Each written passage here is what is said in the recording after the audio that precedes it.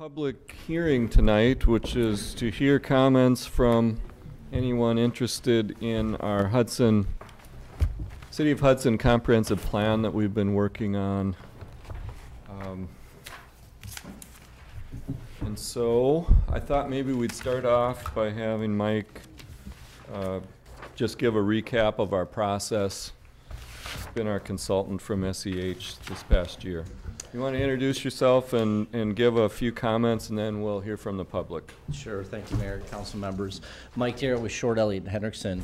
And for the past year, our firm has been working with the Plan Commission and Denny to get input and hear public comments on the comprehensive plan. The comp plan is the guiding principle for the city of Hudson. It's not the law. It's meant to be an organic process, as we've talked throughout this entire year, meaning the goals and policies and objectives of this plan can change and be amended, as can the maps and the 9 elements, which are everything from land use to economic development to parks, transportation, and obviously implementation. So over the past year, we've had a series of open house meetings here at City Hall to take comment on each of those 9 elements. We've also, in addition to those public meetings, been meeting monthly with the Plan Commission to update them on the public process and the 9 elements as well. So it's been a very involved and inclusive process. We've also had a project website for those that can't make or couldn't make any of the public meetings. We've encouraged people to review some of the past material and whatnot. So we had our public hearing last month at the Plan Commission. It was recommended for your consideration and approval tonight. We did have, I think, 5 people comment at the public hearing last month.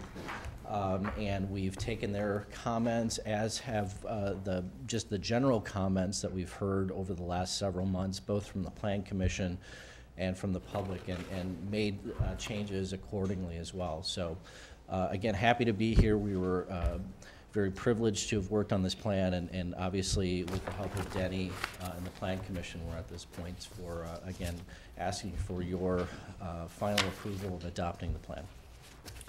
Thank you, Mike. Yep. Okay, this is your chance. Anyone who's here who would like to comment on our proposed changes to the City of Hudson Comprehensive Plan. This will be known as the 2009 Comprehensive Plan Update. This is your chance. Come on up, introduce yourself. Good evening. I'm Nick Hackworthy from Anchor Real Estate Group, 707 Commerce Drive, Suite 410, Woodbury, Minnesota. I'm here tonight. I represent Hanley 35 LLC and Beeman Farms Investment LLC, and they are the property owners of approximately 21 acres in the southeast quadrant of Hanley Road and Highway 35. We weren't present at the Planning Commission public hearing. I had met early on in this process. I think this is great. The City of Hudson's taken the step to adopt a new comp plan, and had met with Danny concerning the subject property. And at the time, to give you a little more background, it's a 21 acres. 3 acres of it is currently annexed into the City of Hudson and is currently zoned commercial, and the other approximately 18 acres is outside of the City of Hudson. And at the time, it was in the comp plan as future commercial property, and it became, we weren't aware of the change, which is why I'm here tonight to address you guys. My understanding was the 18 acres was changed to industrial, and then as kind of some house cleaning items at the last Planning Commission meeting, the 3-acre parcel, which is currently annexed into the city and is zoned commercial, was changed to industrial at that point because all the surrounding property was zoned industrial. So really what I'm here for tonight is for you guys to consider changing our 21 acres in the southeast quadrant back to commercial. We feel it's a commercial interchange Two of the other corners are general commercial, and the northeast quadrant in the corner is neighborhood commercial. We think that commercial designation best fits and suits the vision of Hudson. And I've got 3 statements from the owners of Hanley 35 and Beanham and Farms Investment LLC that I'd like to read. 2 of the members can't be present tonight, so I'm going to read theirs, and then Paul Hamlin will read his. So first, from AIG Limited Partnership, kind of the first point is trying to remain consistent with the other commercial interchange in Hudson, which is exit 2 on Carmichael. All 4 of those corners are commercial. 3 of them are currently zoned commercial, and the 4th one is in the comp plan to become commercial. We believe that the 21 acres in the southeast quadrant of Hanley Road and Highway 35 is naturally best suited for commercial zoning designation and will best serve the community as commercial land. We ask for your support in changing the comp plan zoning back to commercial. AIG Limited Partnership. And then I will have Paul step to the mic. I'm Paul Hamlin. I live at 756 Gertie Lane. Been a resident of Hudson for about 35 years. I have directly or indirectly been involved with the development or land ownership out by this interchange prior to it being what it is today. Matter of fact, I sat in this room with Denny and some other people many, many years ago with the 3 major developers out there and agreed to sort of a plan that we have followed all these years. Part of it was going to be residential, part of it was going to be commercial. And as I'm sure you're all aware of, the developers out there paid for the Hanley roads and the stage line roads. We also paid for half of the bridge out there. So we have to take a long-term look at our operations. This piece of property, at least from our standpoint, we always assumed that it was going to be commercial. When the city needed to put, or we needed to put water over to one of the units of land which was already annexed. We let it go through this property. The 3 acres was zoned commercial. I don't think that there was any legal understanding, but it was sort of a general understanding that if the 3 acres was going to be commercial, that we were going to go on and have the other 18 acres be zoned commercial at some time, especially when we would ask for annexation. We don't know when that's going to occur under the current market conditions. But anyway, we've put 10 years of time in out there and 10 years of time and money. And it would be, we feel, to everybody's best interest that this piece of land remain commercial. It may not look like it now. The world has sort of been turned upside down in real estate and housing and commercial, but things will slowly come back. Our vision has always been that 35 interchange and area out there will someday be very similar, but less congestive, we hope, than the Carmichael area that we have up here. So I would appreciate your consideration in keeping this 21 acres in the commercial zoning classification. And if you have any questions, we'll try to answer them. Thank you. Thank you. And I've got one last comment or statement from Terry Purius. Currently, there's a piece of property that is approximately 3 acres on the southeast quadrant of Hanley Road and Highway 35 that is currently annexed into the city of Hudson and is zoned general commercial. We believe it is in the best interest of the community and the interchange for this entire corner, which is approximately 21 acres, 3 of which are annexed and 18 that are currently outside of the city, to be planned on the new comprehensive plan for commercial. The 18-acre site was purchased with the intent of it being commercial. We feel that it is the way it should remain. If down the road industrial zoning and/or an industrial user comes forward, it could always be changed to industrial then. We ask for your support in changing the comp plan zoning tonight back to commercial. Terry Purius. And if there's any questions, I'd be happy to answer them, but maybe we'll wait until it's on the agenda.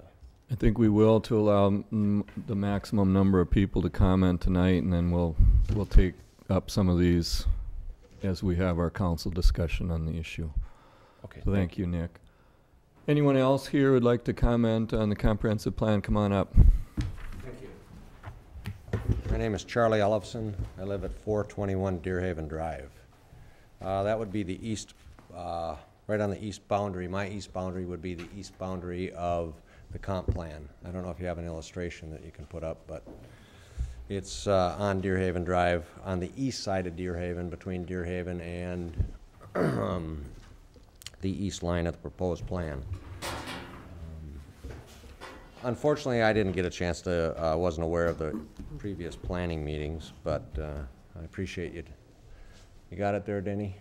Yeah, thank you. The plan states that the 4-lane of Carmichael right now goes to Deerhaven. It does not. It is south of Deerhaven before it gets to 4 lanes. There's a narrowing before Deerhaven, south of Deerhaven. Is there a plan to go ahead and turn that into a 4-lane road? As warranted. As warranted? The traffic count right now is what, 30,000? I think it says 29.9 AADT. 2006 AADT was 29.9 north of Crestview. Right, that far north? That's what it says. I'm not hearing a question, it's public hearing. Uh, We'll talk about We're it. here to listen. All right, and okay. I mean, that May- could be, the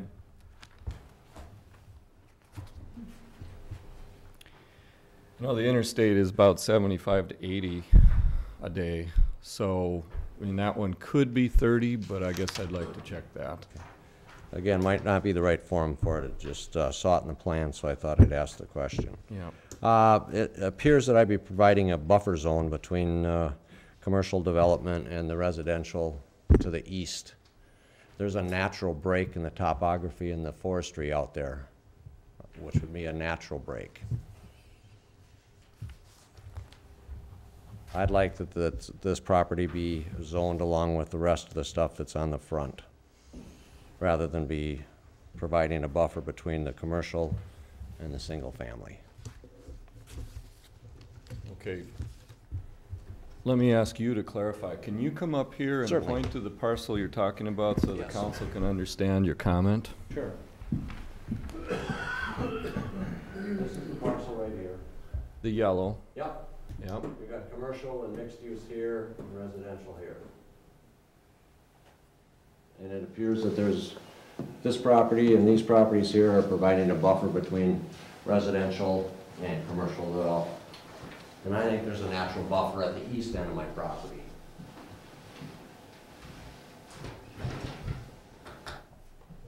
Okay. And like that property be considered for more than single family.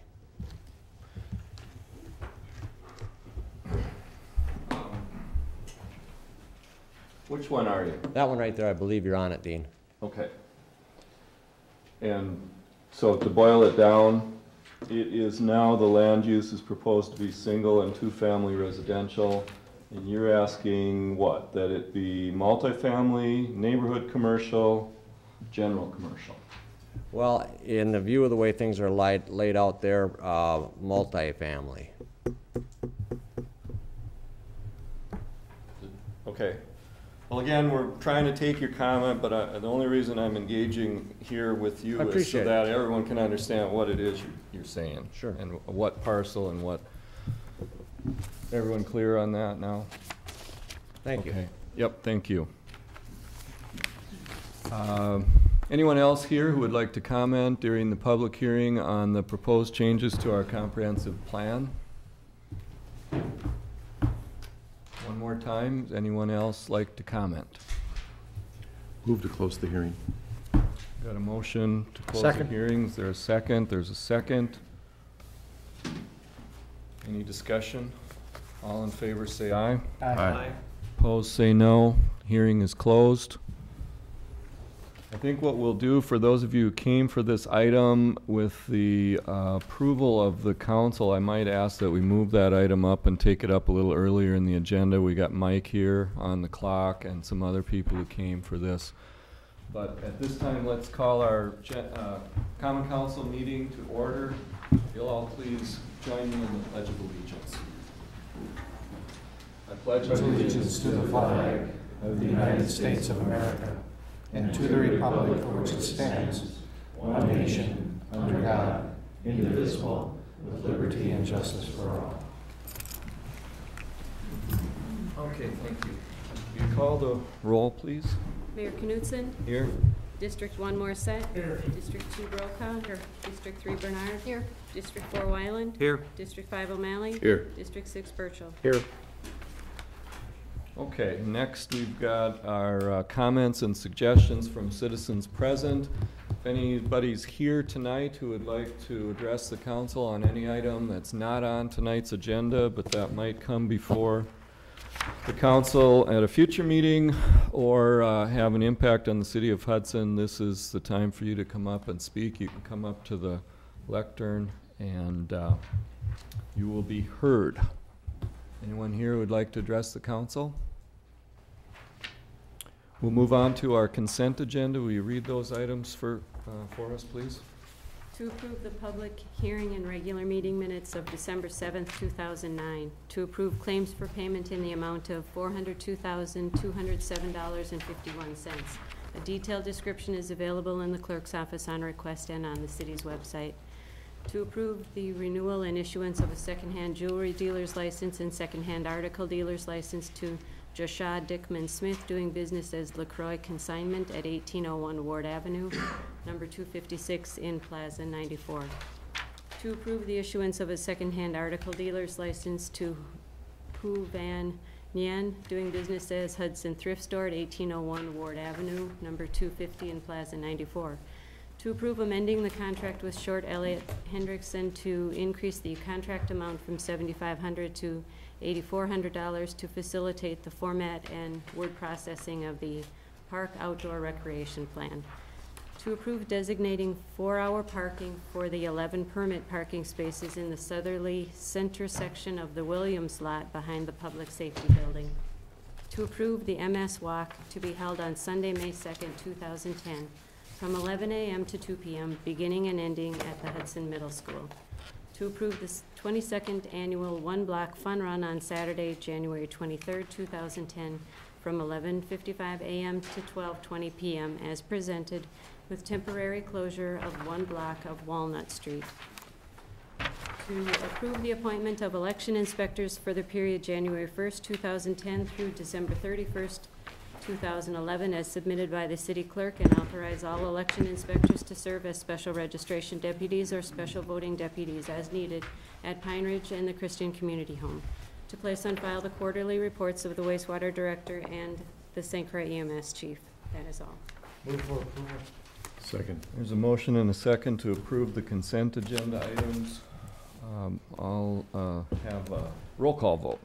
Morissette? Yes. O'Malley? Yes. Wyland? Yes. Burchell? Yes. Bernard? Yes. Brokaw? Yes. Consent agenda is approved. We'll move on then to the Plan Commission and consideration of approval of a certificate of compliance for Automotive Service Center Tire Pros at 1800 Crestview Drive, Derrick Commercial Contracting, LLC.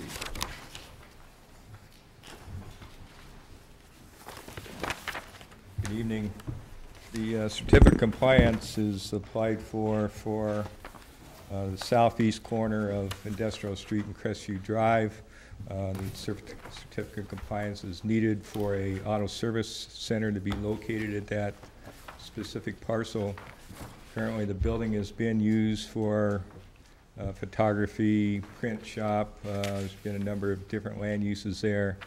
The proposal is to raise the existing principal building and one of the two accessory buildings. The one that's been used in the past for sale of fireworks would be the accessory building would be coming down. The existing, then the existing accessory building would be left to be used to store tires indoors. So the proposal is to have an auto service center. The intention is for Tire Pros, which is a tire and wheel sales, retail sales and service facility. Also do ancillary work on vehicles. Mr. Dustin Rossbach from Dairy Commercial Contracting is here tonight to talk about their proposal. If there's any specific questions I may answer from the council, I'd be pleased to do that now. Otherwise, I'd like to turn the floor over to Mr. Rossbach.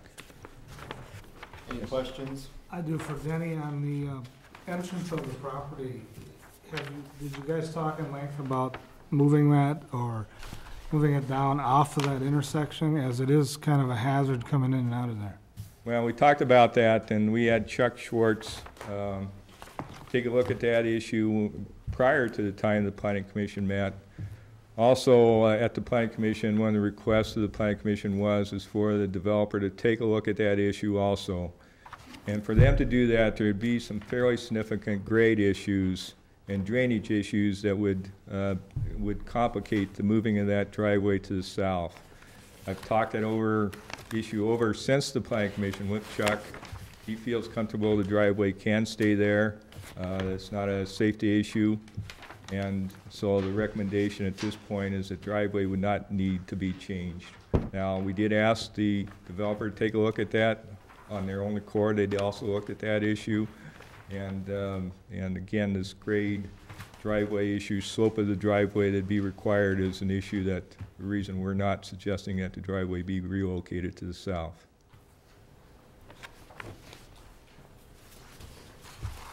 We did take a very careful look at that issue. Well, I don't think that's a good. Well, Randy, I'm trusting my engineers that, they know what they're talking about. Yeah, but are they there on a consistent basis? No. Well, if you want to engineer the project, go ahead. That's not what I'm saying, Mr. Darnell. I'm just trying to report what the staff has taken a very careful look at. Well, we did talk about it at the Plan Commission in some depth. And I think there's two issues. One is for people that would want to go to the store and they're turning off of Crestview, and then you need to make a left-hand turn to go in because you're heading southbound on Industrial. You need to make a left-hand turn to go in. If that is stacked, which it is occasionally, so the northbound folks are coming. There's two lanes. You got left. There's no straight there because of the interstate, but you got lefts and rights going, and it stacks up waiting for the light. It will happen occasionally that people are going to be pinched. There's traffic behind them. They're trying to wait to make a left-hand turn, and they have to wait for that light to go. But to tell you the truth, Randy, the problem isn't really solved that much by going. When people honk behind, they're going to have to go to the south, find a place, make a U-turn. They're going to have to come up and make a right-hand turn in. This is often the case when you have businesses at busy intersections. It's not something that there's an easy fix. And what we talked about was you could move it 10 or 20 feet further south, and then you'd have to have one or two more cars stacked before it would potentially interfere. But I think it would be just an occasional problem. And you could sit there and watch. And did you guys go, as the builders, have you considered that before you put your money into building the parking lot like that? We have. We hired an engineering firm that's located in Hudson here, familiar with the city. And in talking with the firm and in discussing it with the city's firm also, We felt that you can only get maybe 25 feet down before we start having problems with the other building on the site, some other issues. And looking at 25 feet, we ran into several grade issues, which Denny's elaborated on already. And our thoughts were, even if we tried to move it down 20 to 25 feet, we'd only pick up one more vehicle at the most. You know, a typical vehicle is 18 feet in length. And they don't stack on top of one another. So by moving that driveway down, we gain maybe one vehicle, but then create a whole host of issues with the site being grades, and then exiting that site, we'd actually be coming up a steeper grade on that hill, which could cause some problems in the wintertime for certain vehicles, which may lead to additional problems down the road. And so our thoughts were, in discussing with the two engineering firms, is the best place to leave that driveway is right where it is. Okay, well, why don't you, does anyone else have preliminary questions before they give their presentation? Why don't you go ahead and tell us about your project? Yeah, want to do that for me? I'm Dustin Rosbeck with Derrick Commercial Contracting, and with me tonight is Jay Andrews, Tire Pro, my son Jay Jr. we're working together on putting this project, and making it a nice, successful, nice-looking building to the community. You can see up on the board there, we have some what we call preliminary renderings. We haven't established the final colors yet, but it's going to be an earth tone type look to the building. So our colors are relatively close. We hired the engineering firm that's local to Hudson to take care of the site for us as far as laying out parking and things like that. Lighting, our proposal is to have no light beyond the property line, so there'll be no light pollution off of this building per se. The main use of the building is tires and wheel sales and accessories and a few other things. The front part is going to have a lot of glass. It'll be a showroom area that faces Crestview and the highway side there. And then industrial side will have the glass doors and the service bays along that side. The building is about 6,000 square feet, and we have plenty of parking on the site, and we have future expansion shown on there to expand towards the south, or I'm sorry, towards the south, yeah, if the time ever does come. Great. Any questions? So the plan commission recommendation is to approve. I'll move to approve. There's a motion for approval. Is there a second? Second. Discussion? Couple comments. I mean, obviously businesses have been in there and have been operational, and it can be a little bit awkward at times, but I wouldn't say hazardous.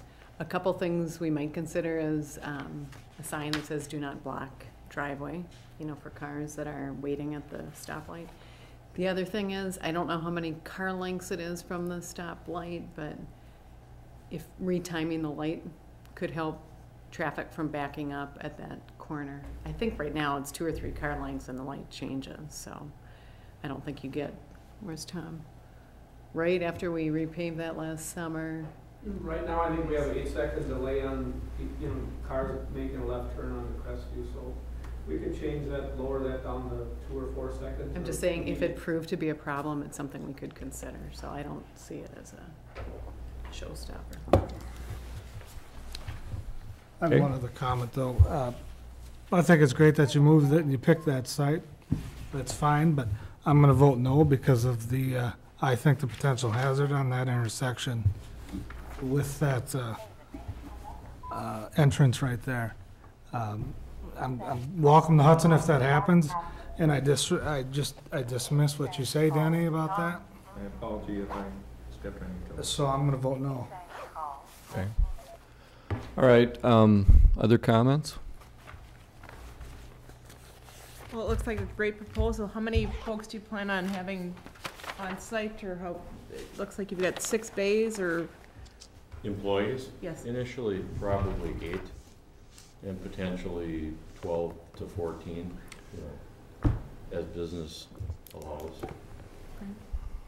Thanks.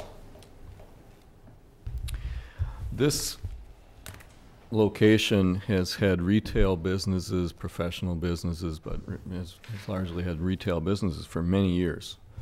And this parking lot configuration has been used as such for many years, decades. And one of the questions you might say is, well, this is going to generate more traffic than any of them did. Maybe. But I tell you what, when fireworks was really hopping, that fireworks drew a lot of people. I mean, you talk about a peak time. There's a lot of people turning in there for fireworks, and it's occasionally awkward, but it has largely worked. It's, to me, as much it's for them to be happy with it, because the only people that'll be inconvenienced, it won't be the general public. It'll really be your customers. If it doesn't flow right, that's who gets inconvenienced. Otherwise, everybody else will drive right by and will flow, and it won't be a problem. Anybody else? All in favor, say aye. Aye. Opposed, say no. No. Motion passes 5-1. Congratulations. Let's move, we don't have that long of agenda tonight. I mentioned before maybe we'd move up the comp plan since there's people waiting for it. You okay with that? Any objection to that? Let's take it up right now then. That would be skipping out of order down to new business and taking up new business number B, adoption of the City of Hudson Comprehensive Plan, ordinance number 13-09, and the Park Outdoor Recreation Plan, resolution number 20-09. May I make a comment first, please? Well, we've got a motion, just a second, Denny. There's a motion to suspend the rules. Is there a second? I'll second. There's a second. Discussion. Let's hear from Denny during discussion. What I was going to mention, I would respectfully request that the Common Council would act on the park and outdoor recreation plan first, because that's referred to in the ordinance itself as being a document that's adopted. It refers to the plan itself as, and to me that just seems the logical sequence, but that's, I certainly leave it up to the Common Council.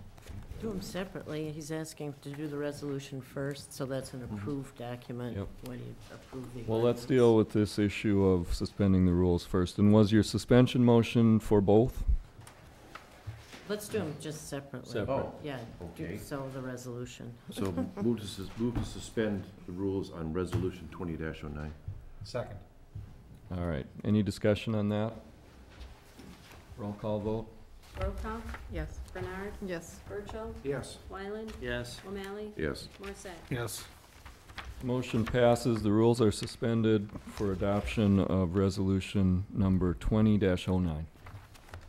Move to approve resolution 20-09. There's a motion and a second to approve.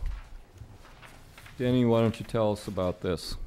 This is a planning effort with the Park Board. Every 5 years, the Park Board updates their Park and Outdoor Recreation Plan. The purpose of the plan is, first and foremost, a policy document for the Park Board and the Parks Department.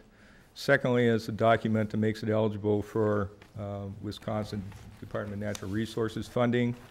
So the adoption of that will, again, make us eligible for some of those various recreation and outdoor recreation funds available through the Wisconsin Department of Natural Resources.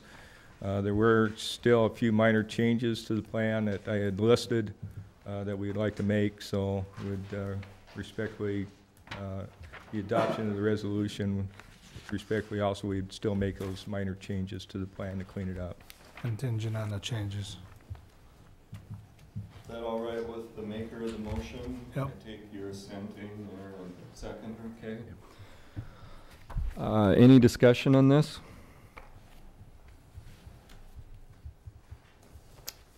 All right, quiet group tonight. All in favor, say aye. Aye. Opposed, say no. And resolution 20-09 is approved. Next, we would want a motion to suspend the rules for adoption of ordinance 13-09. Is there a motion? So moved. Second. Second. Discussion?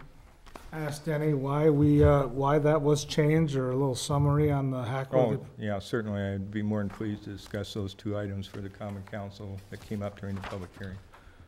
Yep, let's do our suspension first, unless, is that all right with you? Roll call vote on that? Wyland? Yes. O'Malley? Yes. Morset? Yes. Birchall? Yes. Brokaw? Yes. Bernard? Yes.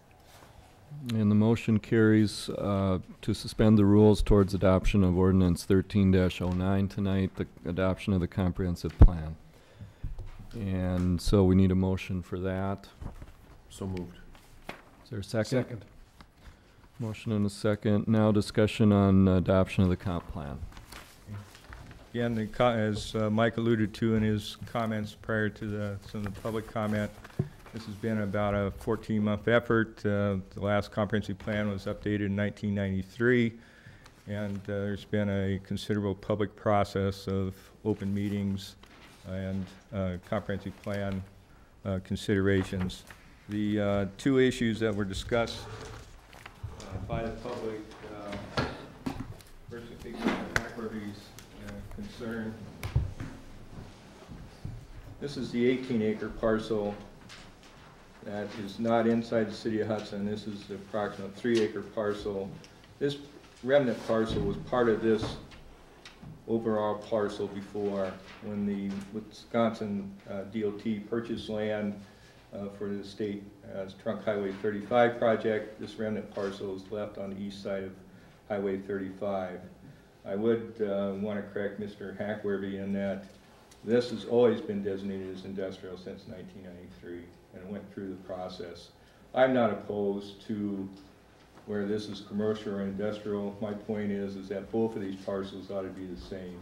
Because regardless, this 3-acre parcel is going to be developed with this one. So the years should be both commercial, or it should be both industrial. The recommendation by the Planning Commission was, because it has been since 1993 industrial, to retain it that way and change this remnant parcel. That's the foundation of that. I'm not opposed to this year being commercial or industrial, either one. Well, let me make a couple of comments on this. I think it's as much for maybe the audience that hasn't followed this closely, or the audience at home. Mike, if they're at home, they can see this whole thing on our website.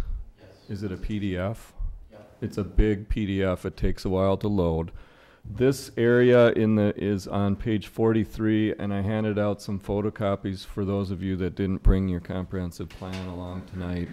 You can see it, but Danny showed it pretty well up there. First, some background. The comprehensive plan deals with land uses, and it's a separate thing what the zoning is. And in the past, we have had parcels of land that had one thing in the comp plan and another in the zoning, and that was legally permissible in Wisconsin until now, and it's not going to be anymore. So as we go forward, we've looked at both what do we want the land use to be, but also what's the current zoning, what should the zoning be, and those all need to come into alignment. In a very few cases, we have actually applied land use designations to land outside the city of Hudson. The one Mr. Ellefson commented on, the one that you're all aware of, is the Carmichael Road corridor. So approximately a half mile? Is it a quarter mile or a half mile? No, this is a quarter mile from here to here. Yeah, it's a quarter mile to the east of Carmichael. We have spent quite a bit of time on designating land uses there.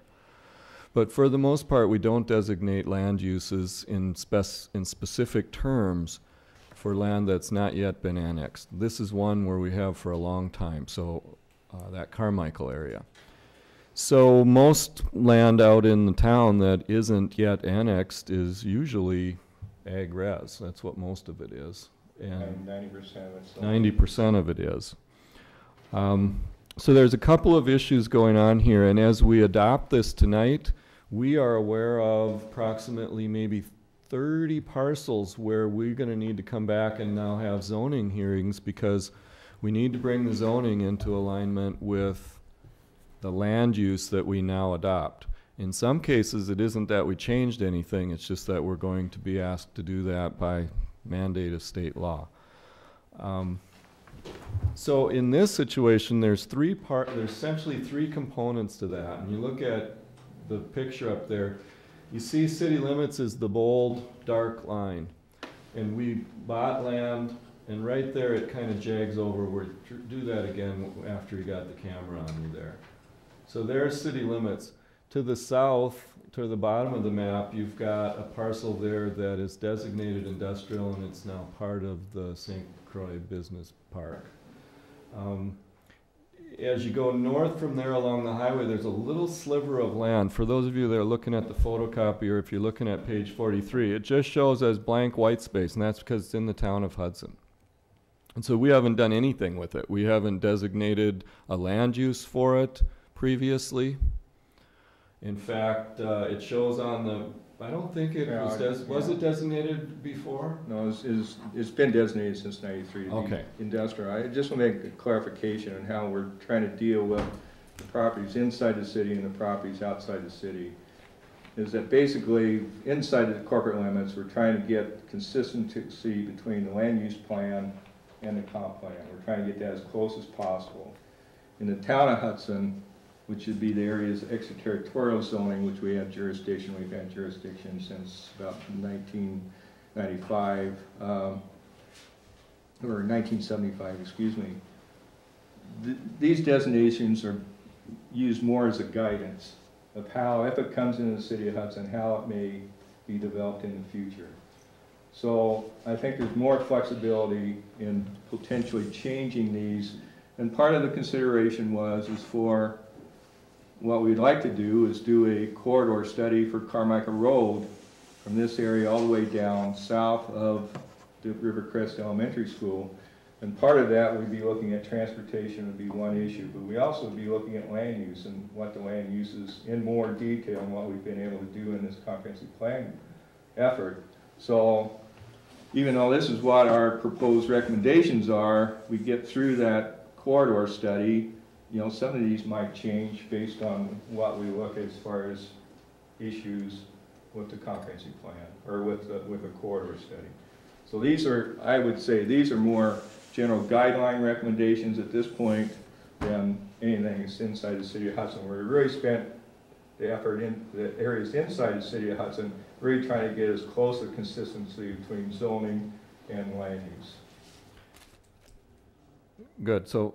And thanks for correcting me or refreshing my memory, but I think the map before we started with the amendment process out in that area, we had designated everything over to Old Highway 35 as industrial. So there was a big parcel that was purple. Is that the old map you've got right there? So if you hold that, if you open that one up, you'll see that that whole area over there was all that big purple down there. That area. It was just all industrial, because that's the way we did it. In '93. In '93. Now, Mr. Hackberry is correct that this had been designated, this remnant parcel, this 3 acre had been designated commercial.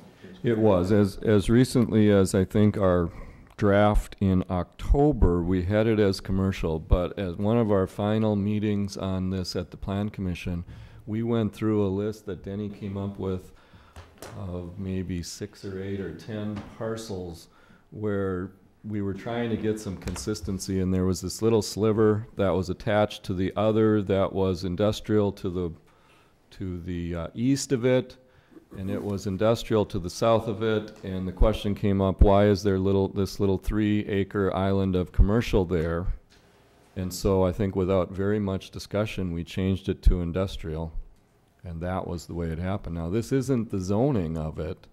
I mean, that's a separate question. This is our future land use designation, which can be amended. Which can be changed. So it isn't a permanent thing now, so that when they were talking about 21 acres, just so you're understanding, that's the 3 acre sliver to the north plus the portion there that's not yet been annexed.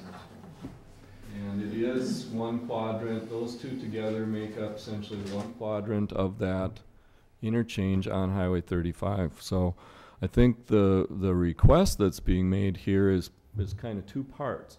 One is the 3 acre parcel that is currently in the city, they'd like to see that go back to general commercial. And then the second, and what might be somewhat separate thing, would be the unannexed part that we've had as an industrial future land use and is currently ag res zoning, would be to upgrade that to general commercial. What do you suggest, Denny? I'm not opposed to changing this to commercial. I mean, I think either one could work, and to be honest with you, the market to the property may dictate what it is eventually. I mean, we could show it as commercial. 5 years from now, they may come in and say, we got a purchaser for an industrial, and we change it. Or it could be the other way around. So. Council have questions on that part of this? What are the reasoning, since you've got a whole industrial park on the other side of Hanley Road, why would you decide? I mean, when I think of an intersection, I'm thinking of gas station, convenience stores, and now you zoned it industrial. What was the Well, a lot of what you talked about would occur on this parcel. I'd like to see it go back to commercial. I'm not opposed to that. Anyone else? There will be a gas station and other commercial property just to the north side of Hanley Road, in the entrance to Heritage Greens. Restaurant. So there will be commercial there. Yet to be seen whether that becomes a gas station, but it could be. Yeah. Well, and this is not a zoning hearing tonight anyway, so. So, and I want you to, I think it's two issues, they're related, but they aren't necessarily the same. I mean, we were at, so now you're at the point of changing the 18 acres, which is outside city limits. But we've done some of that in this plan. We did some of it to the east of, well, both west and east of Carmichael.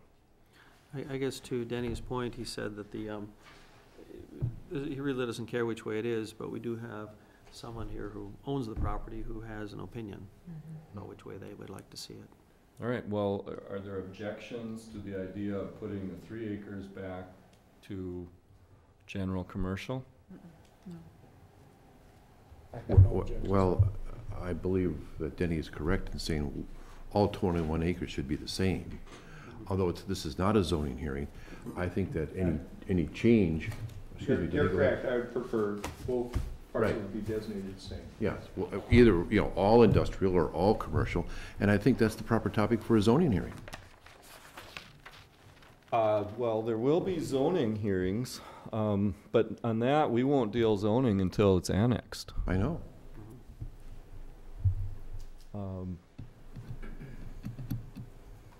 Well, the owner's asking for commercial, just make it all commercial, and then they can come back at the time of zoning and request otherwise.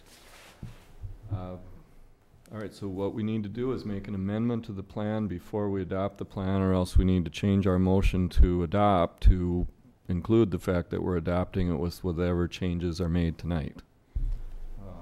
Who's got the motion? Oh, man. All right, Scott. Yeah, oh, man. I'm not amending the motion. You're not in favor of, I'll let the motion stand. all right.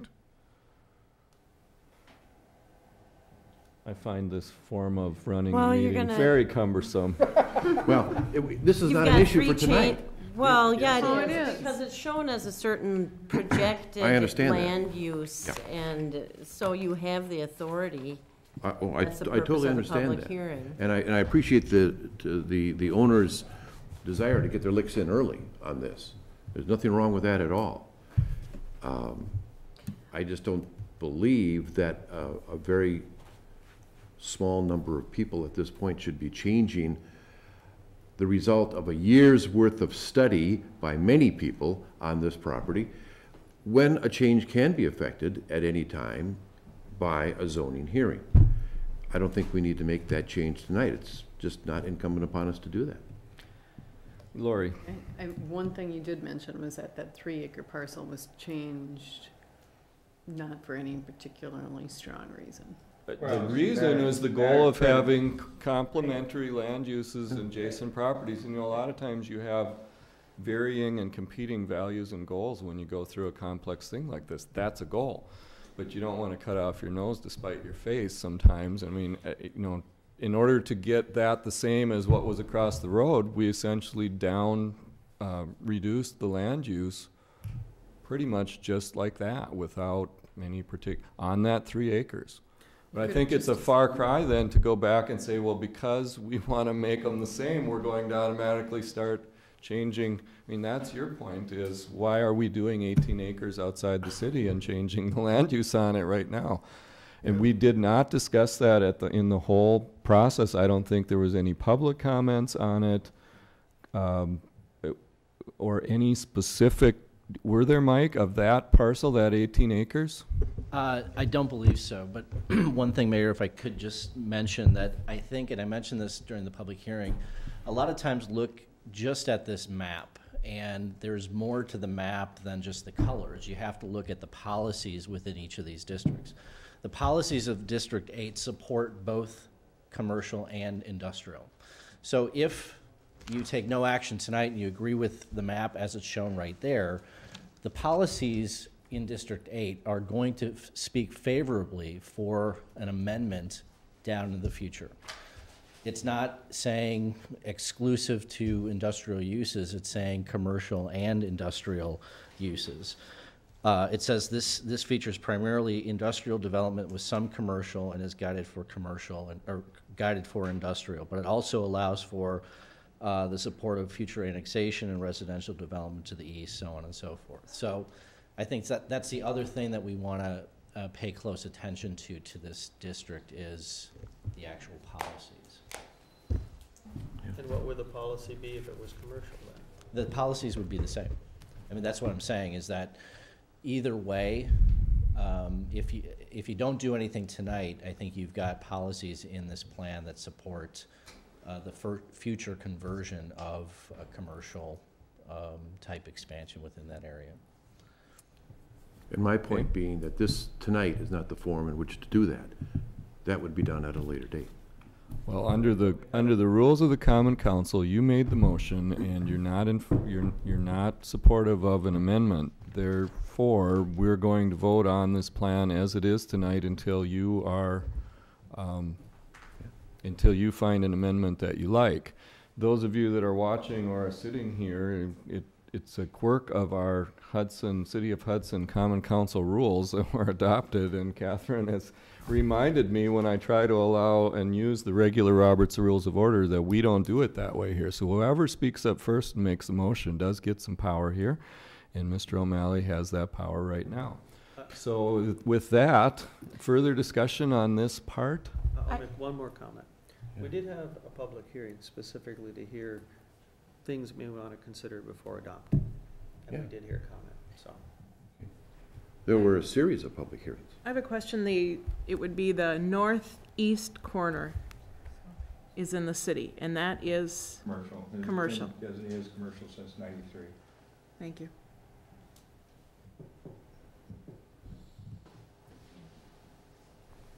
Okay, then just to move things along, we also had comments tonight from Mr. Ellefson, and his property is to the east of Carmichael Road. We spent a lot of time on that, and we had a number of public comments over the course of this process on the Carmichael corridor.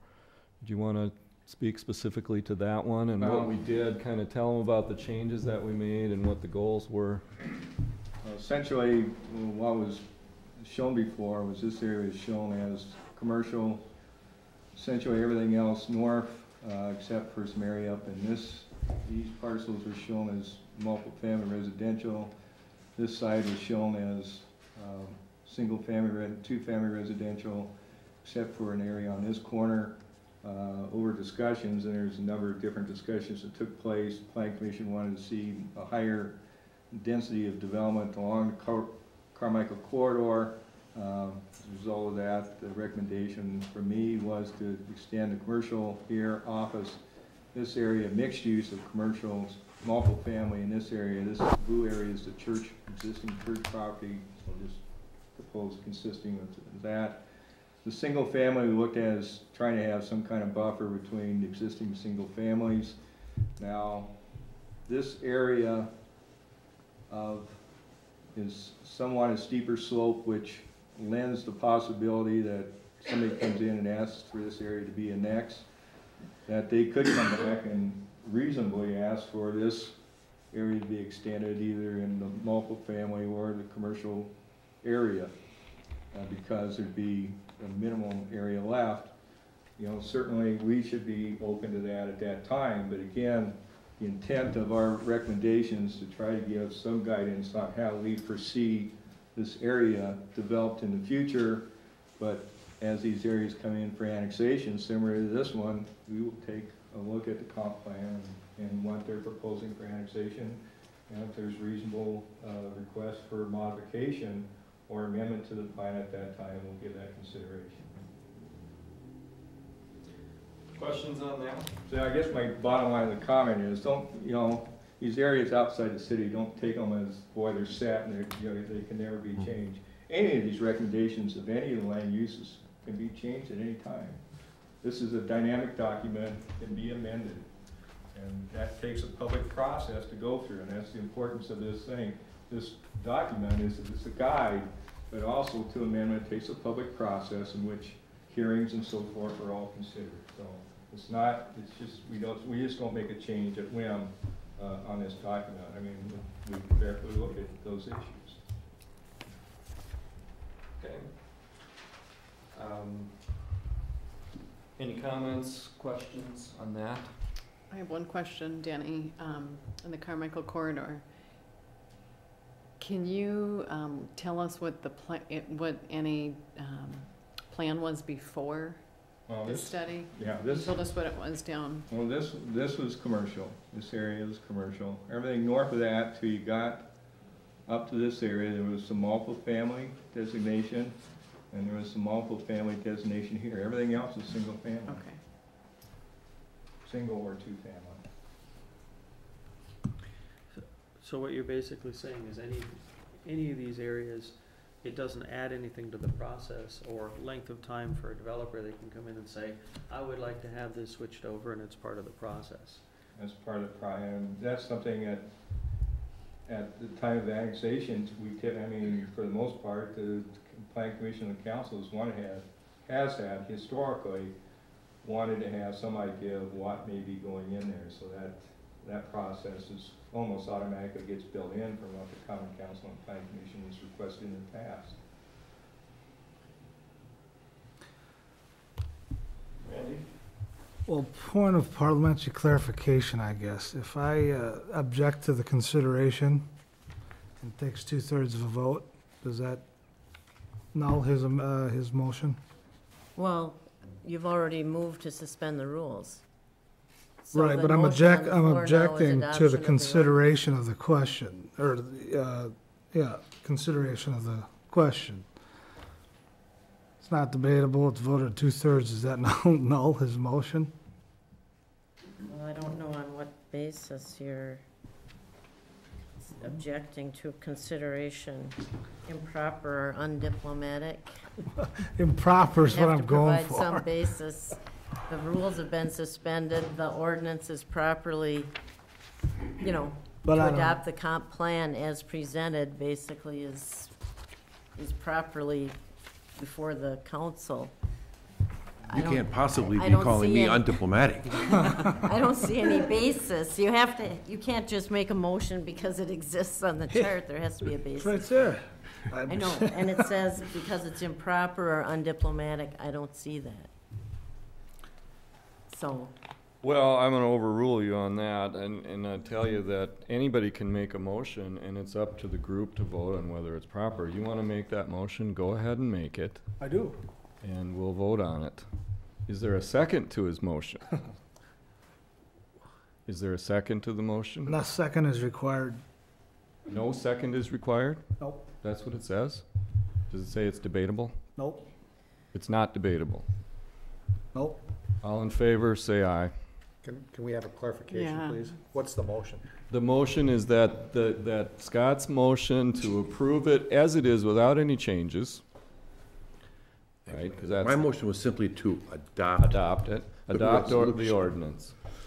And Randy wants is saying that it is improper for consideration. On what It's basis? not debatable, and there's no questions. We're going to vote. All in favor of his motion, say aye. Aye. Opposed, say no. Motion No. fails. Let's move on. Okay, so we talked about the two items that came up. Are there other items in here that you want to have some discussion on? This is your chance. Denny or Mike, you have anything final? Again, there's a list of relatively minor changes as far as some wording and so forth, but, I mean, those are word processing changes essentially. So. Well, Mr. Ellefson brought up that it mentions Carmichael is 4 lanes up to Deer Haven, and apparently it isn't, so we better correct that. It must be a matter of 50 or 100 yards short.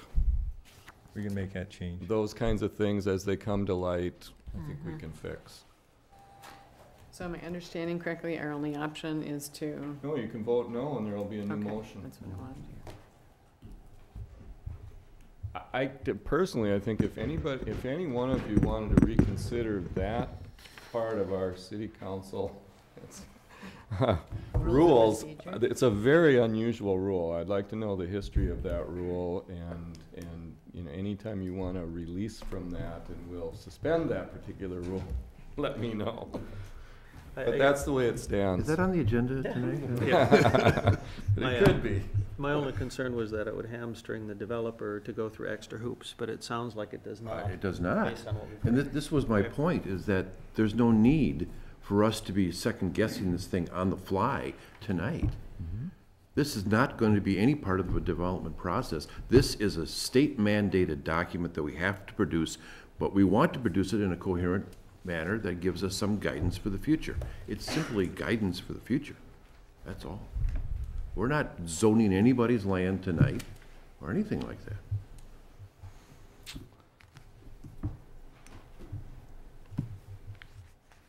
Anybody else?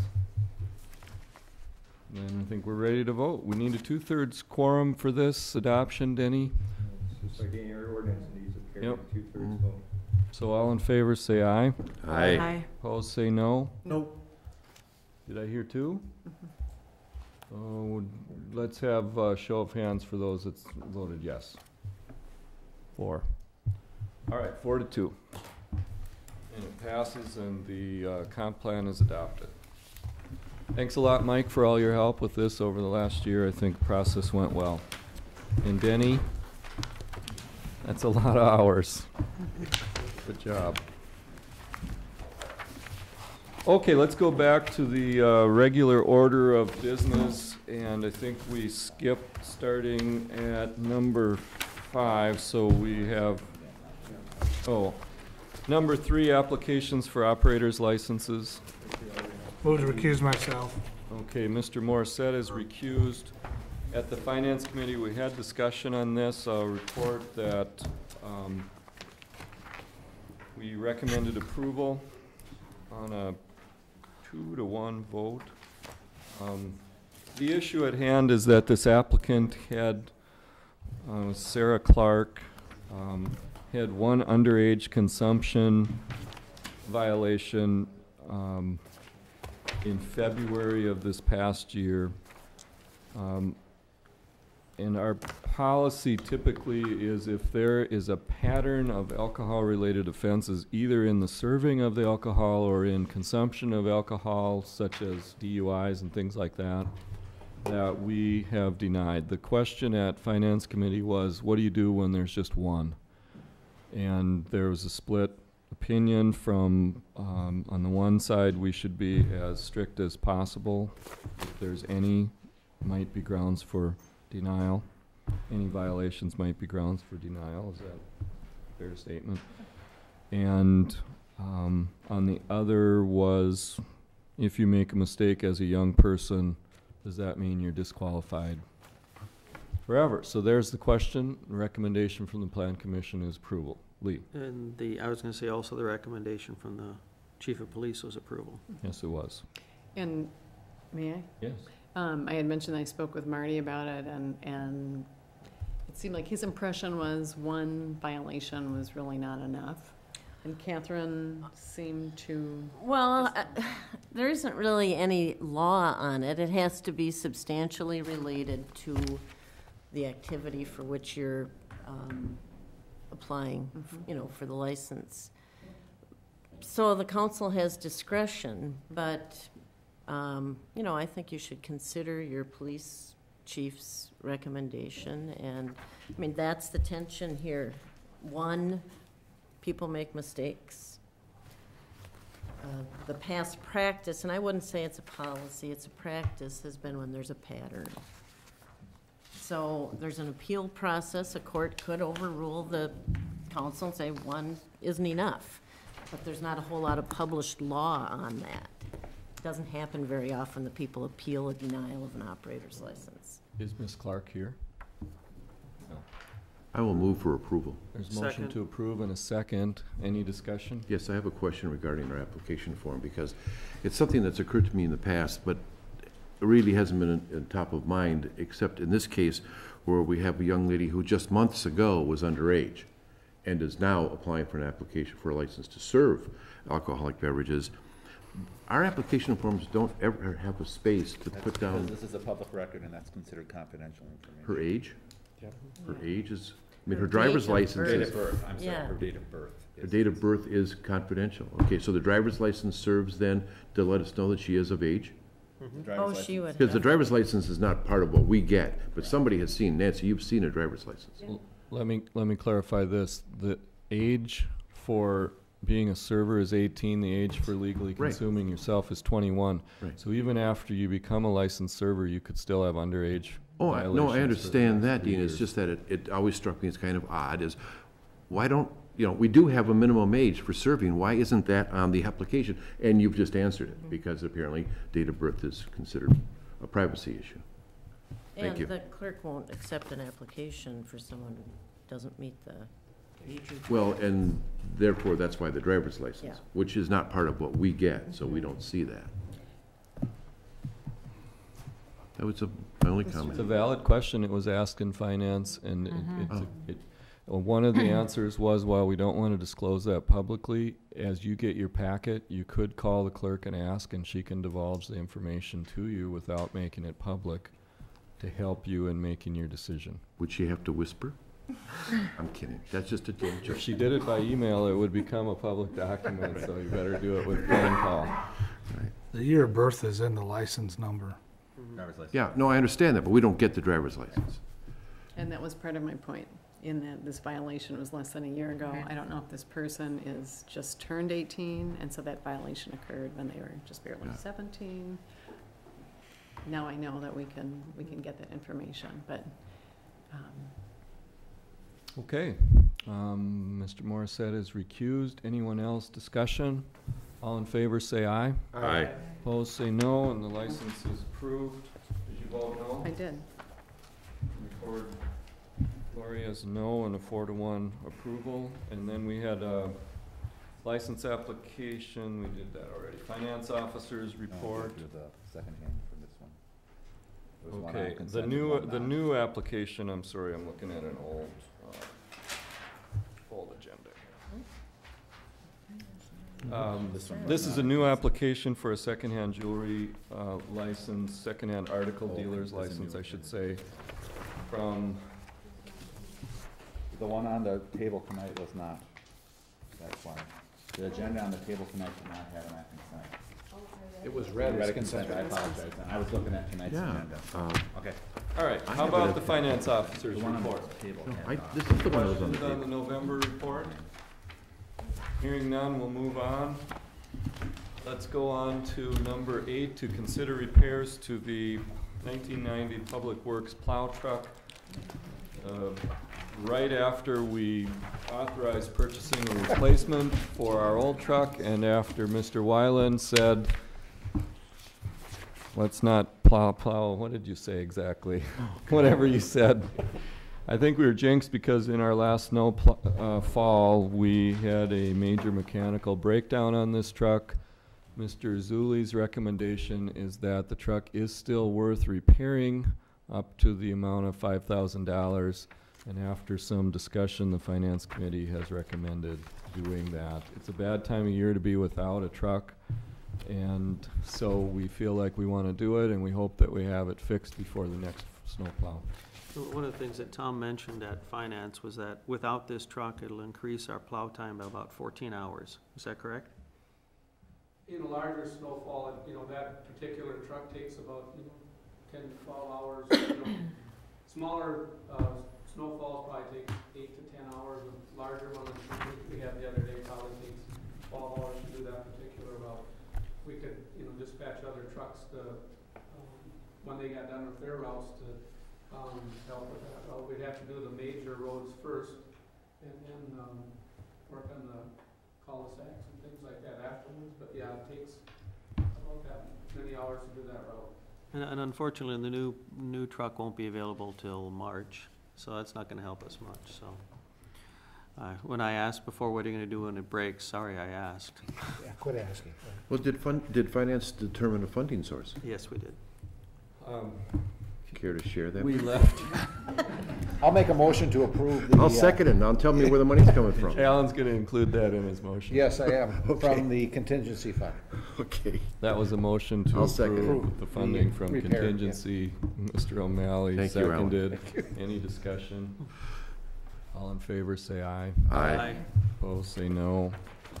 Now we'll move on to number 9, and the recommendation after some discussion at the Finance Committee on this item, which deals with to consider ordering a Phase 1 environmental site assessment for the building at 911 4th Street. The recommendation and motion from Finance was to sell the building as is and leave any inspections up to potential purchasers. Am I stating it right, Lee? I think that was it. And whether they choose to inspect or have additional inspections beyond what we disclose or not. Doesn't that substantially hinder your marketing? Again, here, we did have a split vote on this at Finance. It was 2 to 1, and I brought this up because it's public knowledge. We discussed it here at the council within the last year when it was time to replace carpet, that we know there's asbestos under some of the flooring tiles there, which isn't unusual in buildings of this age. And we bought 2 buildings when we bought this one, this and the jail property. And when we went to tear down the jail, we found there was asbestos in the pipes, pipe insulation and so on there. So the question has come up to me, would we be smart to just go ahead and commission this study, pay for it ourselves, as a lead up to setting a value that we'll be asking for this property? And I thought I'd bring that to you and ask for authorization for us to spend up to $2,000 to do that.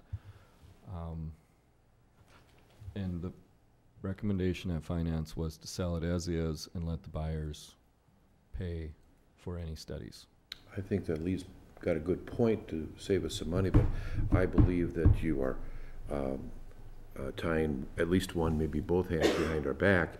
If we try to market a property with a question mark, on it, I believe it's worth the $2,000 to be able to say to any prospective buyer, we have done the work, we've had an independent study performed, we can tell you where the problems are and how much they might cost to abate. Without that information, the ball is in the buyer's court to say, well, we don't know, and our study says that it's going to, we have to tear the whole place apart. We don't know because we didn't do a study. I think it's worth the $2,000 to have that information. I'm sorry, I have not made a motion, but we're having a discussion prior to that. So I guess I will move that we do authorize up to $2,000 for a Phase 1. Because if you don't have a Phase 1, you really don't have a marketable property. I'll second. We've got a motion and a second discussion. Question, Mr. Mayor, did we have the study done on the NMC building before we made our offer? Was there a Phase 1 environmental study? It had been done recently by them. That is the answer, is that our pretty extensive environmental testing had been done on that site when the Ericksons built it in 1995-96. They did everything down to soil borings and testings of the soil and everything, which would be, what is that, phase 2 or 3? Phase 2, as well as phase 1, and then NMC had done some testing too. So we got all their reports, and then we turned that over to Bonastro, and they told us that nothing had been changed there. The soil hadn't been disturbed since the last study. There hadn't been any uses at the site that would have led to environmental contamination. And that's part of what goes on, is to look at what's there and then look at what uses have been there that might have led to some environmental hazard being on the site. And does that answer your question? Do you know if there's been, when we bought the building from the county, if there had been a environmental study at that time?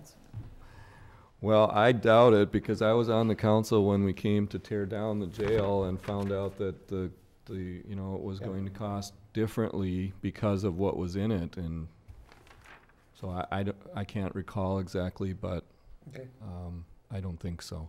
There's been a lot of water under the bridge since the mid-90s, even the last 14 years or so, as far as the awareness of this, and oftentimes lenders require it now, and so buyers often are required to do it. We weren't in that situation because we had a cash sale in our purchase.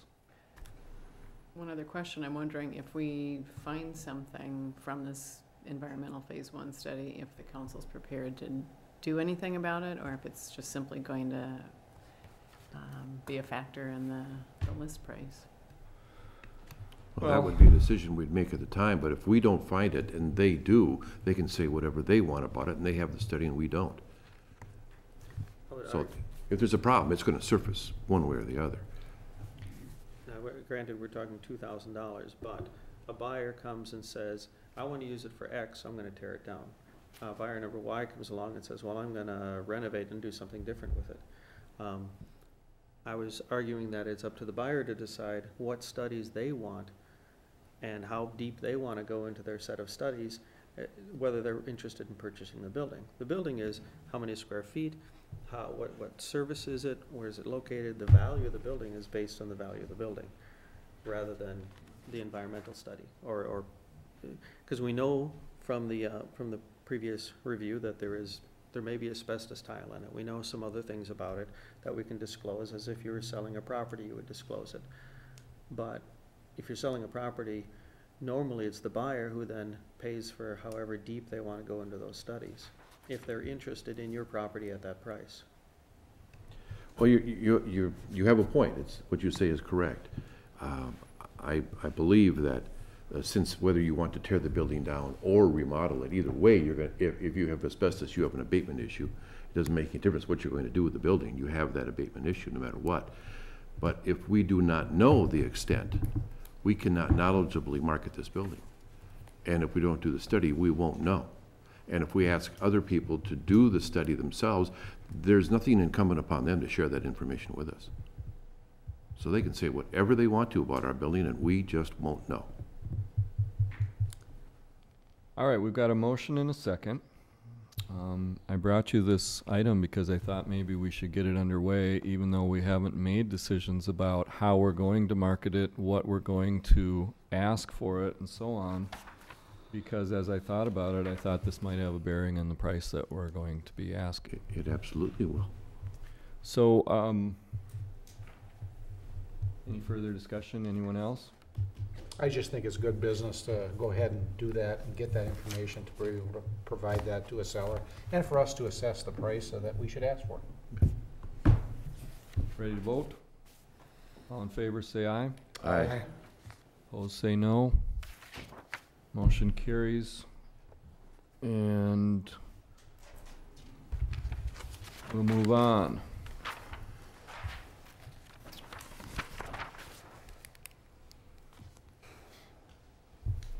All right, item C under new business is to consider a city moratorium on electronic message display signs, ordinance number 1409. I'll tell you the why. Catherine can tell you the how. I think the why I brought up to you before is that our current sign ordinance is outdated in this regard. I think it's weak.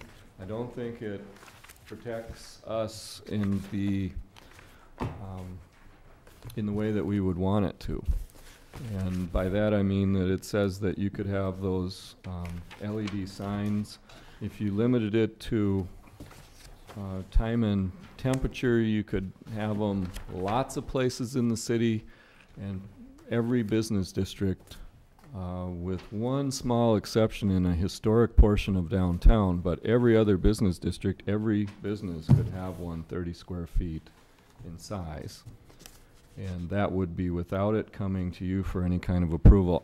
We're in the process of working on the sign ordinance. My fear is that between now and when we finally adopt changes to the sign ordinance, we might have another application or more, and we'll be in a difficult situation to say no to them during that time.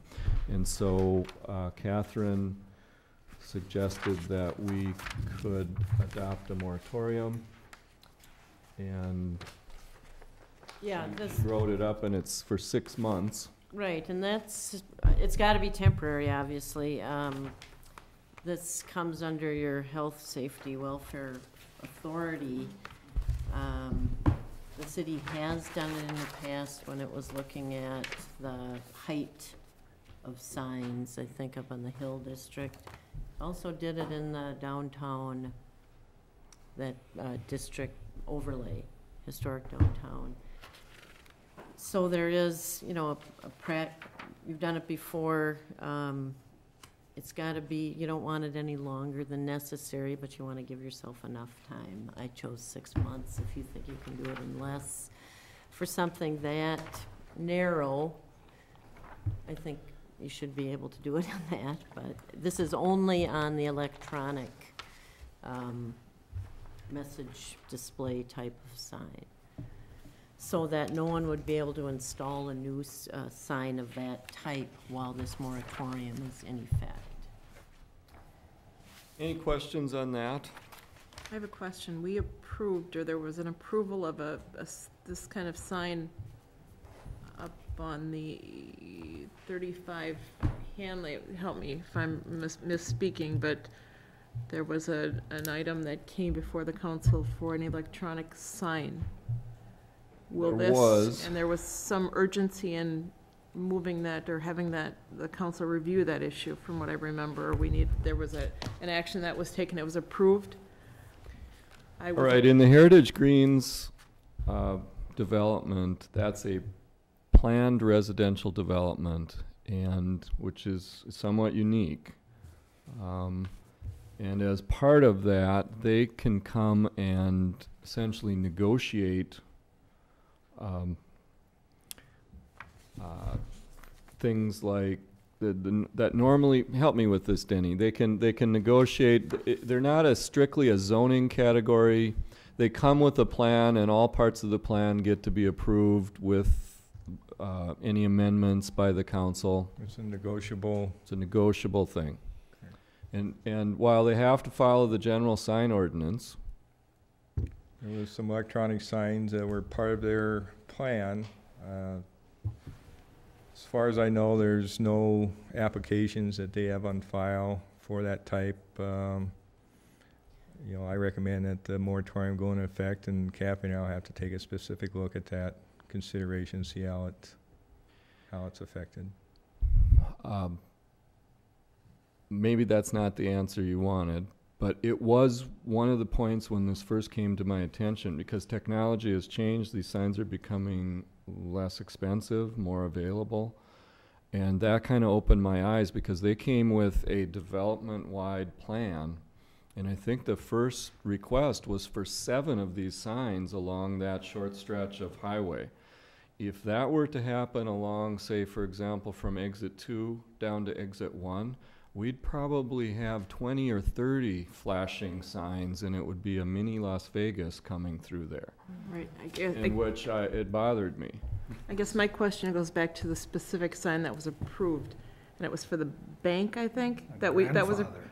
So if they want to put the sign in before you're talking about installation of a sign within the 6 months, if they want to put this sign that was approved by the council earlier in the year in, do they need to wait until the 6-month time period has lapsed? Or, and that's where I wanted some clarification, and I. Add a comment on that Well, to let her answer your fin- question. let her finish Ground it hasn't even first. been broken for that, and there's Okay. not a chance that they would apply for a sign within 6 months. Okay, and that was my question, because I thought there was some urgency to get it approved, because I'd asked to have that postponed, or the decision on that one postponed, because I wasn't able to be at the meeting, and I can't remember the urgency behind, and so I apologize, I just don't remember the detail on it. Well, it's one aspect of a larger plan of which they wanted to get approved, but that's the point, is we deal with all sorts of sometimes fairly small details in approving changes to the PRD. I would need to look at what exactly was approved and whether the approval contemplated having to still go through a sign permit application. Right, I just don't know the I answer believe to the that. condition was they still had to come back and apply for their permit, but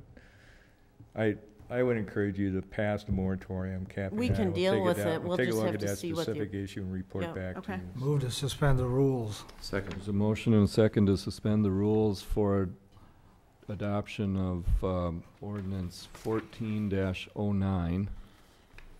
Any discussion? Just, I think there's this idea that we're gonna turn into Las Vegas. These signs can be very attractive and very beneficial to our businesses. So I don't want, just because it's an electronic sign, that we say, we don't want any electronic signs.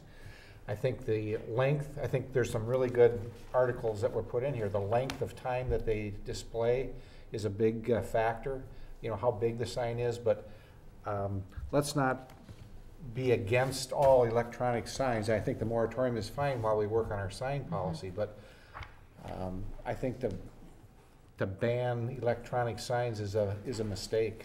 I think it's very anti-business, and I think it might be able to help us with some of our sign issues that we have, where we don't have to have all these display signs. We don't have to have all these extra signs that go on. So that's my comment. Well said. The motion is to suspend the rules. Any more discussion? Roll call vote? Morissette? Yes. O'Malley? Yes. Wyland? Yes. Burchell? Yes. Bernard? Yes. Brokaw? Yes. Motion carries. Move to adopt ordinance 14-09. There's a Second. motion and a second to adopt ordinance 14-09. Any discussion? All in favor, say aye. Aye. Opposed? Ordinance is adopted. Next, we consider amending municipal code, chapter 202, signs. Ordinance number 1-10, and to refer to the Plan Commission. I put a memo in your packet. This is a draft. I've worked on this. We did have some discussion at the Plan Commission already. But in reading the code and the way this is supposed to work would be such an ordinance is proposed or introduced. I've done that here. And referred to the appropriate committee after the title being read, unless there's objection by the council. We did put it on the agenda. You're free to talk about this and what's in here so far as much as you want to tonight. Or we can simply send it to the Plan Commission, and then unless you object, the Plan Commission will be the main committee for this, not Public Works or Public Safety. Will go in the Plan Commission. Randy? No, I don't object. I don't, unless I'm otherwise, I don't see anything about garage sale signs in here. I didn't see it, unless I didn't And it- cruise over, but if I- that's something that needs to be addressed. Yep, there's a There is- point. But I will move it to Plan Commission if that's, Yeah, it doesn't need any motion or anything for that. Unless you object, it'll just go there. I do have a couple comments on it. Yeah, well, you want to comment first? You want me to, in regard to the garage sale Up to you, signs? go ahead. There are a lot of difficult things about signage.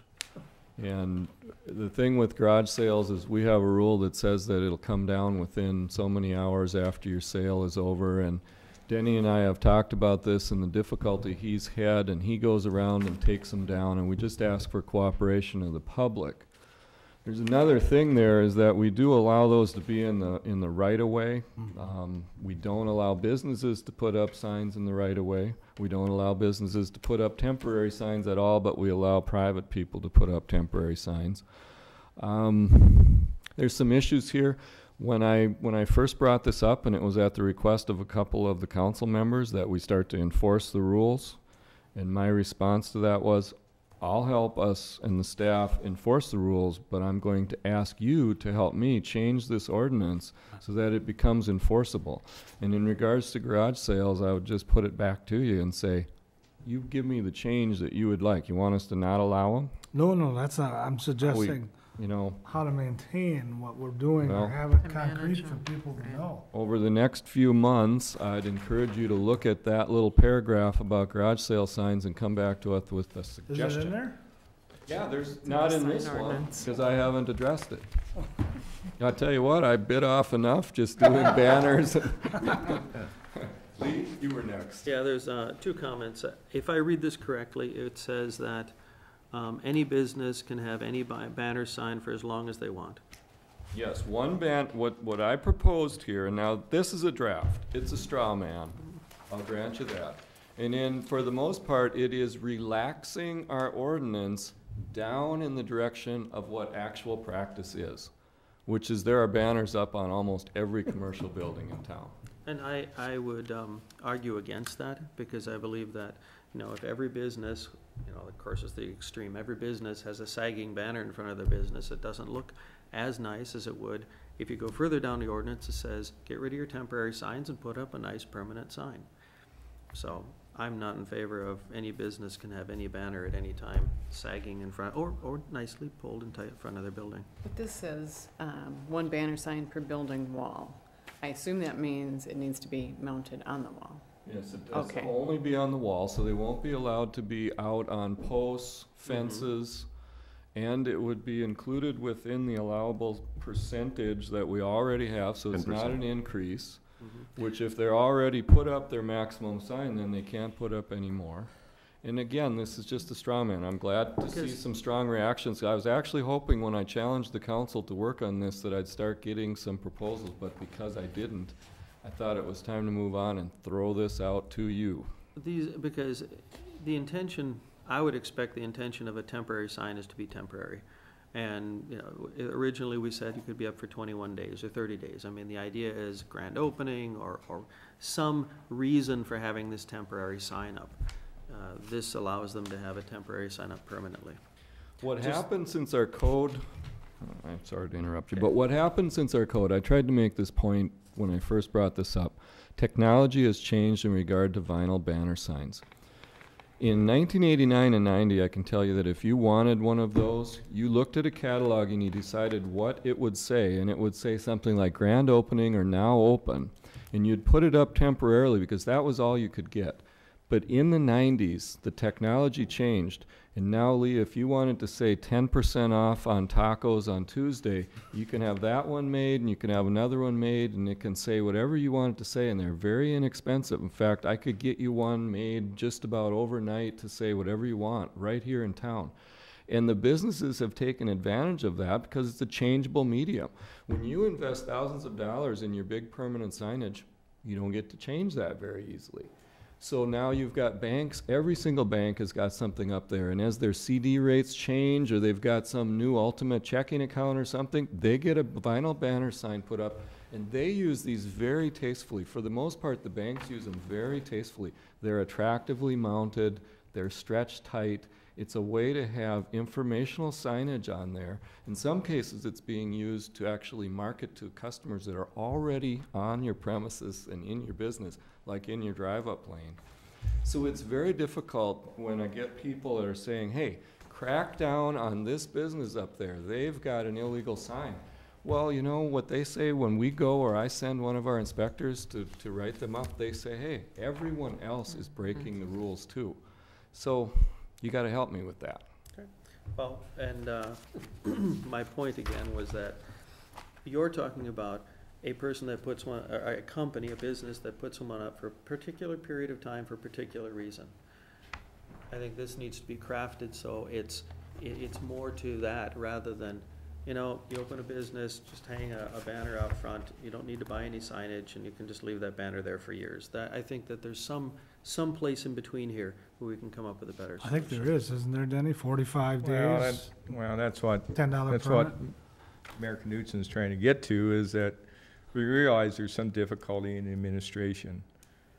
Are there reasonable amendments to the sign ordinance that may allow still nice-looking signs, but make it easier to enforce? That's what you're trying to get to. Now, maybe there is, and maybe there isn't. What Mayor Knutson basically is saying, almost any time you do an ordinance like that, you gotta throw a straw man out so you get reaction to it. And then you start saying, no, we like this, or no, we don't like this, or this is how we would like to see it. And we're just at the beginning of that effort.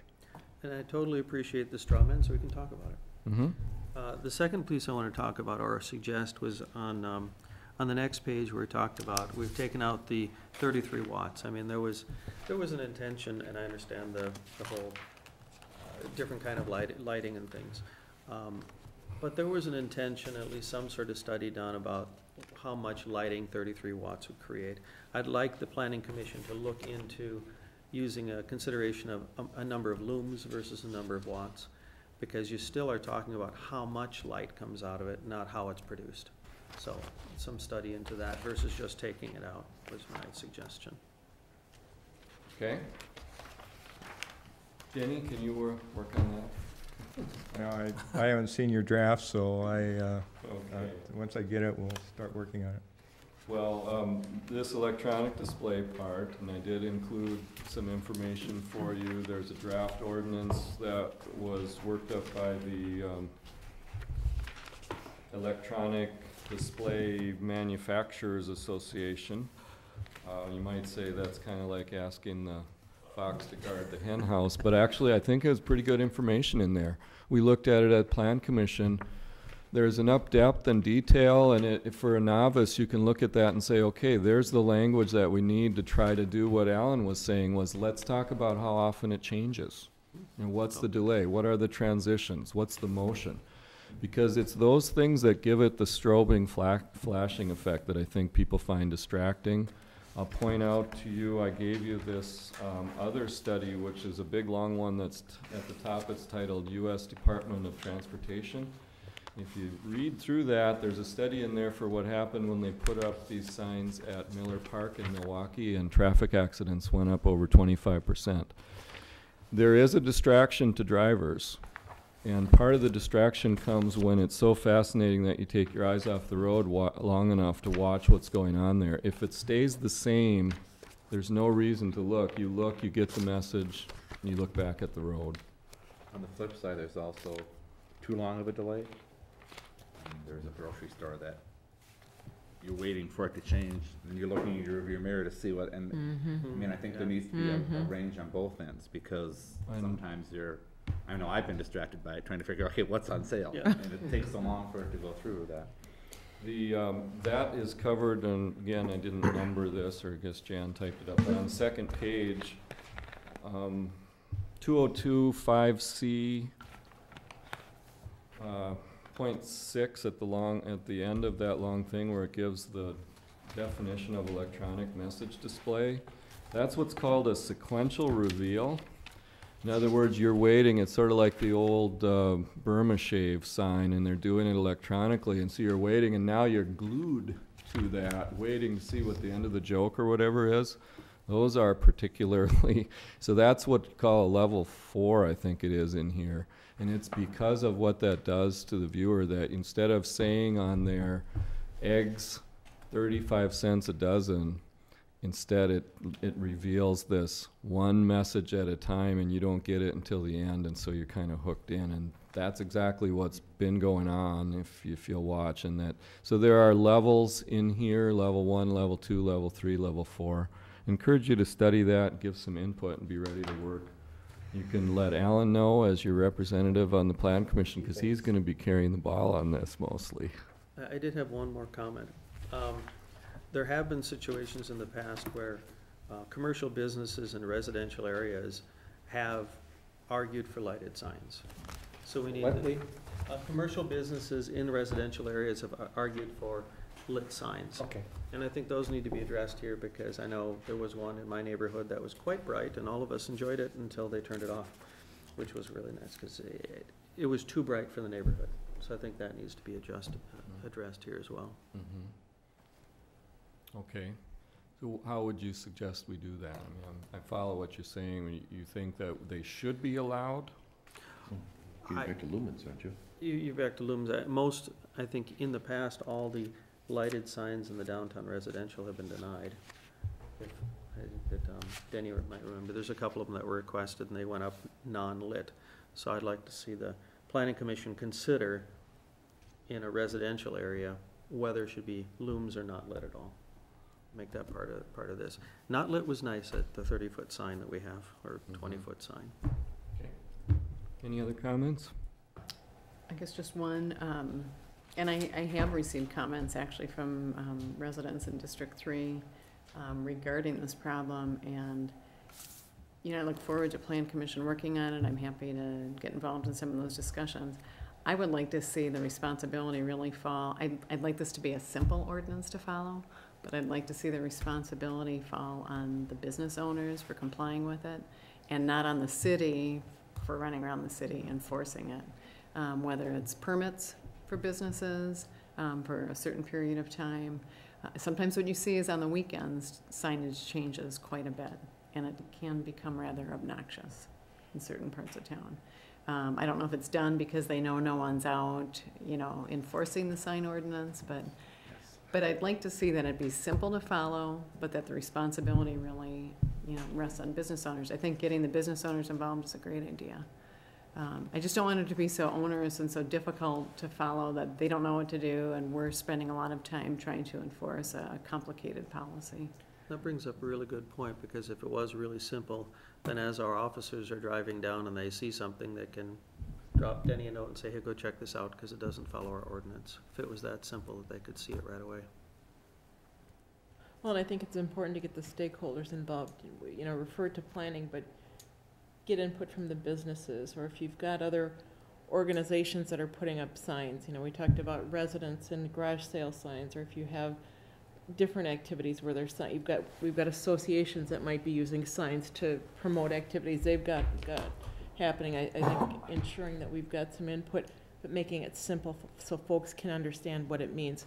And we maybe even if we've got open house signs, I think our sign ordinance talks about that item.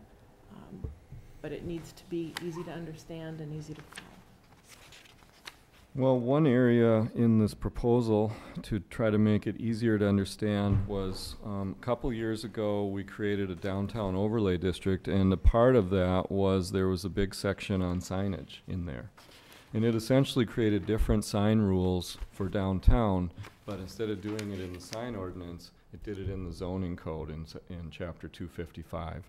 And that's led to a lot of confusion because, as word got out and it's been in the paper and so on about this, we've got people saying, well, how come they have sandwich board signs downtown? It's not allowed in the sign ordinance. No, it isn't, but it's allowed in the zoning code, which we put in. So that's this big move you saw in here where it's essentially wholesale moving that out of that overlay district language in 255 and moving it into 202, so you can at least go to one chapter and know what the rules are for all the signs. I think I'd like to see us develop a table or some tabular way that you could look and say, in this district, here's what would be allowed.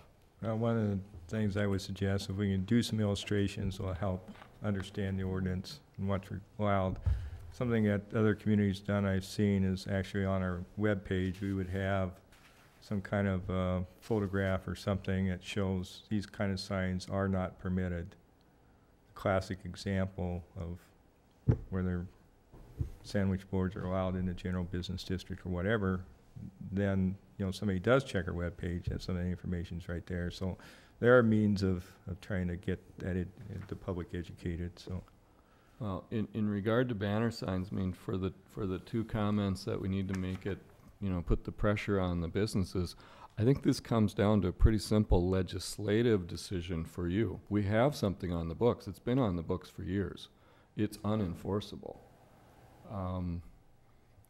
But, you know, as Lee is saying, and there are many people in town, we should not allow those banners. Well, that's what's on the books right now. I mean, unless you tell me something different, we're gonna talk about this here, and then pretty soon we're gonna start writing citations.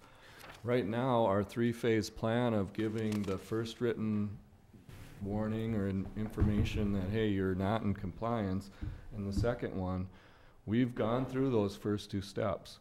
And I've asked them to hold off on writing citations until you have a chance to have input.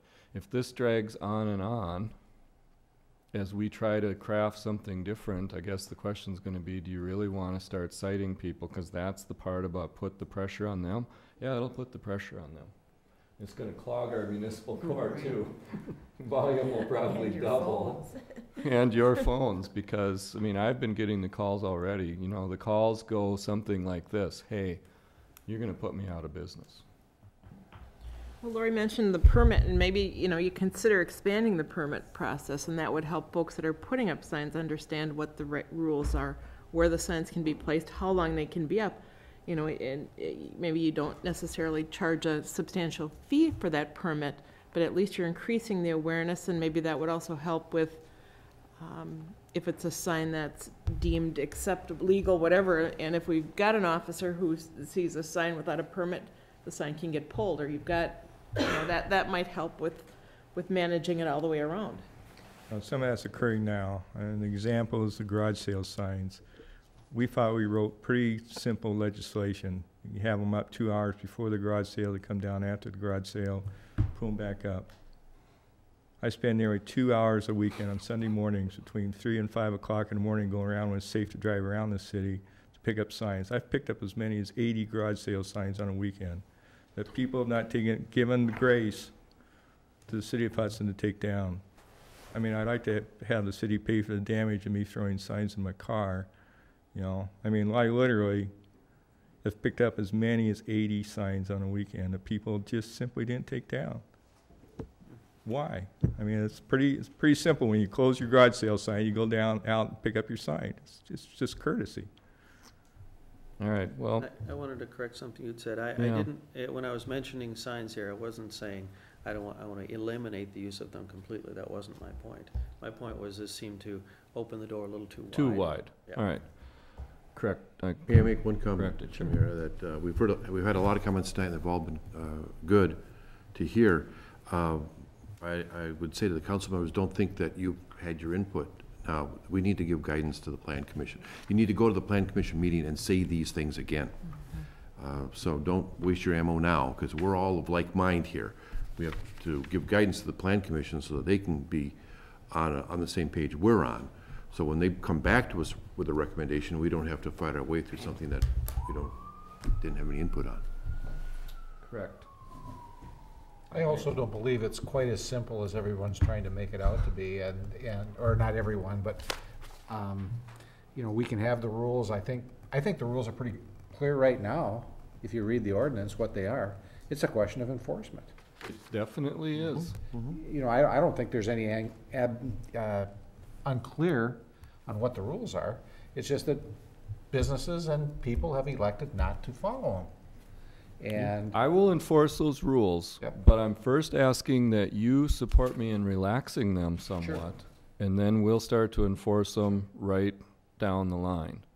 But I think it's difficult to enforce what we've got right now. You know, Yep. Pam, like, for example, on the, let's have more a permit required. Well, for the vinyl banners you take, just to give someone a pat on the back, so you got I think there are 4 businesses. Oh, all the banner signs as you drive around town, I think there's maybe 4. Danny, correct me, I think David told me there's 4 that actually routinely come in and get a permit for those. You're supposed to get a permit and you can get up to 4 a year. So the Hudson House is one that comes and gets a permit, and then they put up a banner advertising the dinner theater. Okay, so there's one. And there's a few others. But, you know, is that what you want, is to have to ask and come down to City Hall every time to get a permit? Not necessarily, but I think consideration be given to if it helps manage, and again, educate how long the sign can be up, how long it, you know, and where it can be placed. I would just like to have that considered as there's discussion. All right. And what requires a permit. Well, Scott, do you think it's the right place to send it to the plan commission? Yes, I think we ought to Should we do that? save our comments for that meeting. All right.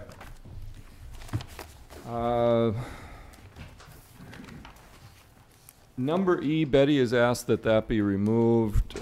We had talked about doing something internally versus externally. Unless there's objection from you, we meant to strike that from the agenda before the meeting and did not. And that takes us to the end. I do have on here for closed session, if you'd like to tonight, regarding deliberation regarding marketing strategy for the sale of municipal building on 4th Street. You want to wait till after the phase 1? No. You need a motion to go into. I guess we should do comments and recommendations. My only comment, we did go ahead and finish the purchase of the building on 1st Street, 700 1st Street, and 701 2nd Street on Friday. And so the library is moving on with working with their architect. We developed an RFP that went out last week to ask for proposals from architects. And what it asks for is design and construction management planning, acknowledging our budget of $200,000 for the renovations of the police department. It's our intention to get those back on December 30th. 30th, and then we'll look at them in the morning of the 31st, so that we can hopefully get it on the next agenda for you to review. So our idea there would be to bring that on that agenda for a decision next time. So we'll move forward with our portion on that building. And I'd like to say Merry Christmas to everyone. Any alderperson? I'd like to extend that to happy holidays to all people, and I think we're going to have a white holiday session, whether you like it or not. City attorney? City administrator? To notify the public, City Hall will be closed on the 24th, the 25th. We will be open the morning of the 31st, and then we'll be closed on the 1st.